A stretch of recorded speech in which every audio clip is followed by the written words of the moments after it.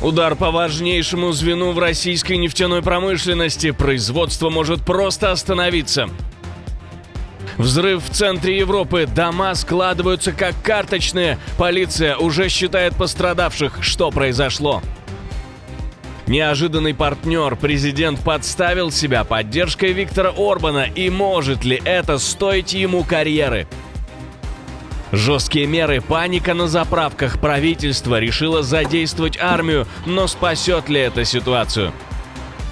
Европа втягивается в войну. Есть ли еще шансы этого избежать? Об этих и других самых главных событиях утро понедельника, 23 марта. Из потока событий выбираем самое важное. В эфире «Нехта», я Алексей Бурлаков. Спасибо, что вы остаетесь с нами.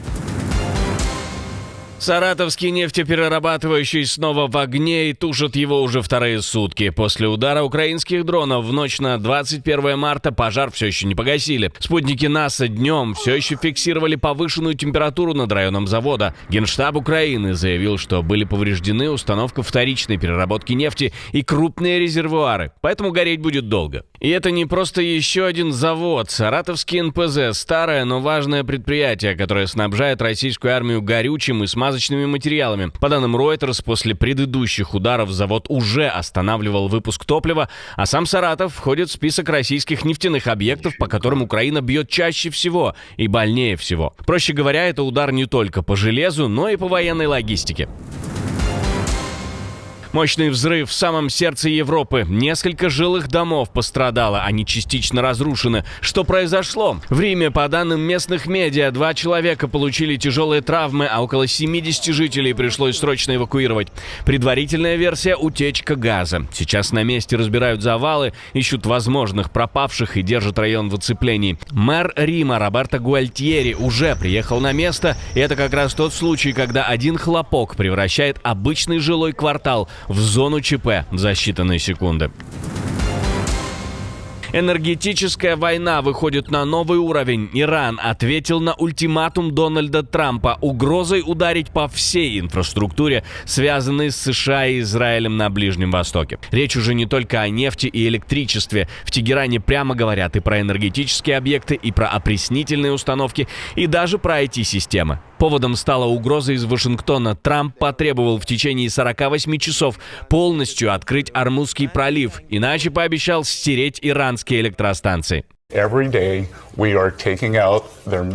Каждый день мы уничтожаем их ракеты, их ракетные системы и заводы, которые производят эти ракеты. А теперь генерал Кейн и министр Хексет возглавляют кампанию по уничтожению всех укреплений вдоль Ормузского пролива. Но чтобы внести полную ясность, президент сейчас движется к сворачиванию этой войны или к эскалации конфликта. Это не взаимоисключающие вещи. Иногда, Крис, нужно усилить эскалацию, чтобы затем добиться деэскалации.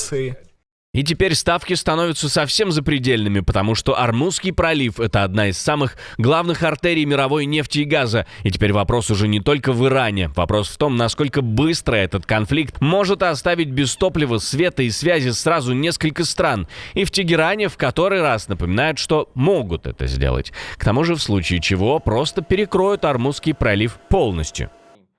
Вслед за предыдущими предупреждениями мы заявляем, что если топливная энергетическая инфраструктура Ирана станет целью врага, то вся энергетическая инфраструктура информационных технологий и опреснения воды, принадлежащая Америке и режиму в регионе, станет целью удара.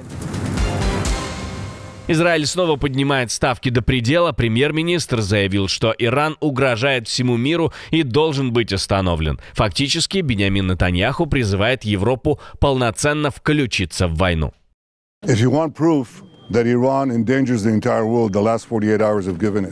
Если вам нужны доказательства того, что Иран представляет угрозу для всего мира, то последние 48 часов их дали. За это время Иран нанес удар по гражданскому району. Пришло время, чтобы лидеры остальных стран присоединились к нам. Я рад, что вижу, как некоторые из них начинают двигаться в этом направлении, но нужно больше.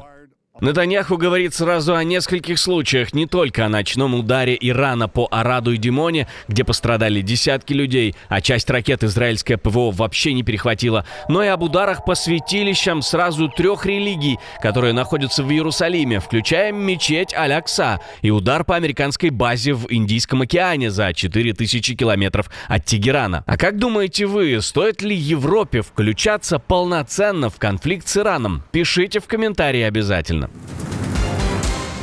Первое прямое влияние на Европу, первые ограничения и трудности в регионе, вызванные непосредственно войной. Ближний Восток уже бьет по Европе через бензоколонку. В Словении ввели лимиты на топливо после паники, очередей и массовых заправок про запас. На АЗС теперь отпускают по 30-50 литров, а премьер-министр страны заявил, ограничения будут еще жестче. Для частных машин максимум 50 литров в день, для компаний 200. При этом власти уверяют, топлива хватает, склады полны, дефицита быть не должно. Zato smo se po vseh sestankih, kjer so sodelovali ministri, predstavniki prevoznikov, По итогам всех встреч с участием министров, представителей автоперевозчиков компании МОЛ и Петроль, а также других государственных служб, мы договорились о конкретных мерах по увеличению числа поставок на автозаправочные станции и ограничению употребления, особенно среди иностранных граждан. Но на земле картина нервная. На многих заправках Петрол уже висят ограничения. Часть станций закрыта, у остальных длинные очереди. Власти даже подключили армию. Военные бензовозы развозят топливо по всей стране. И это, пожалуй, главное в этой истории. События вокруг Ирана еще далеко, а европейцы уже чувствуют их не по заголовкам, а по пистолету на заправке. Грандиозный провал. Спецслужбы констатируют свою беспомощность. ФБР и Агентство по кибербезопасности и безопасности инфраструктуры США заявили, что связанные с российской разведкой хакеры уже получили доступ к тысячам аккаунтов в Signal и других мессенджерах, включая WhatsApp. Целями стали те, кто особенно интересен спецслужбам: действующие и бывшие чиновники США, военные, политики и журналисты. И речь не о дыре в самих приложениях. Людей просто разводили через фишинг, выдавая себя за службу безопасности или поддержку, и выманивали коды подтверждения. Похожую тревогу раньше уже били спецслужбы Нидерландов. Они тоже сообщили о глобальной кампании против аккаунтов Signal и WhatsApp. Причем мишенью были чиновники, военные, госслужащие и журналисты. В Signal отдельно подчеркнули, их шифрование и инфраструктура не были скомпрометированы. Но теперь мы понимаем, что даже самый защищенный мессенджер не спасет, если человек сам отдает ключи в руки тем, кто пришел под видом помощи. В Петербурге будто нажали на кнопку офлайн. В городе вырубили мобильный интернет, и люди массово жалуются. Не работает почти ничего. Роспаблики пишут о сбоях по всему городу. Связь пропадает, сервисы висят. Привычная цифровая жизнь просто рассыпается на глазах. Я не могу больше жить в этой стране. Здесь стало просто невозможно находиться. И все мои цели, все мои мечты касаемо работы, касаемо масштабирования, оно просто все идет нахрен.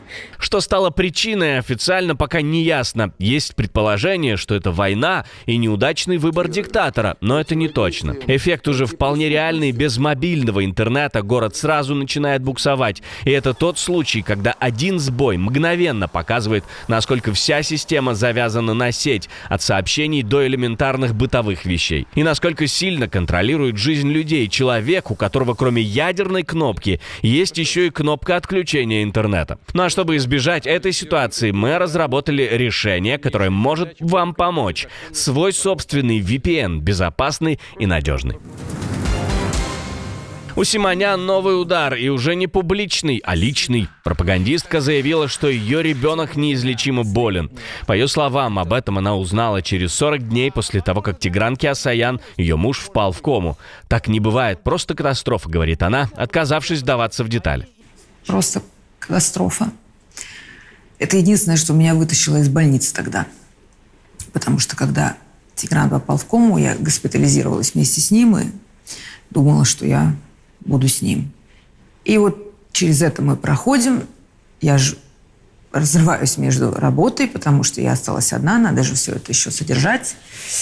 Кормить, поить. История в целом довольно странная. В сентябре 2025 года у самой Симонян диагностировали рак. В том же месяце умер ее муж Тигран Кеосаян. И теперь вся эта череда событий складывается в одну тяжелую картину, где за громкой пропагандой вдруг проступает личная трагедия. Виктор Орбан таки дождался поддержки. Хавьер Милей, президент Аргентины, решил лично засветиться на так называемой консервативной конференции в Будапеште. На фоне тяжелой кампании Виктора Орбана и растущего давления на него в самой Венгрии такой жест поддержки бьет по репутации аргентинского президента сильнее, чем могло показаться на сцене. Reuters ранее подтверждала, что Орбан использует конференцию в Будапеште как площадку для мобилизации союзников перед выборами, а его позиции сейчас заметно слабее, чем раньше. Нация, с которой нас объединяет любовь к идеям свободы, и с премьер-министром которой Виктором Орбаном нас связывают личное братство и чувство взаимного восхищения. Нравственность – то, что является нравственно правильным, то есть защита права на жизнь, свободу и собственность, всегда, без исключений, стоит на первом месте, а политический расчет всегда, без исключений, на последнем.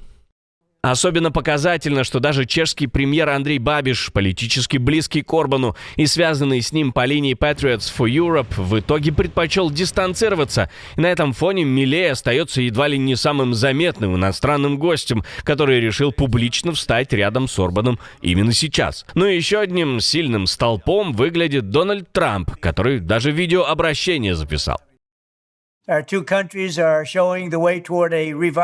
Наши две страны показывают путь к обновленному Западу, который будет защищать наших граждан, поддерживать наших детей и вести мир вперед на многие поколения. Мы будем усердно работать вместе в сфере энергетики, а вы будете работать и продолжать очень усердно работать по вопросу иммиграции, потому что Европе нужно, скажем так, немного активизироваться. Если Трамп поддерживает политика, который поддерживает Кремль, значит ли это, что Трамп тоже поддерживает Кремль? Как думаете? Пишите в комментарии, не забывайте. А в прошлом выпуске крупнейшее наступление началось, кампания запущена и точки на карте выставлены. Ставка на давление сразу по нескольким направлениям. Атакован ядерный объект, до катастрофы буквально метры, и все упирается в фатальную ошибку обороны, которая могла запустить необратимый сценарий. Параллельно вскрылась правда, спрятать которую не удалось. И еще одна страна вступает в войну и делает это не словами, а сразу массированным ударом. И, наконец, информационная бомба, которая не сработала.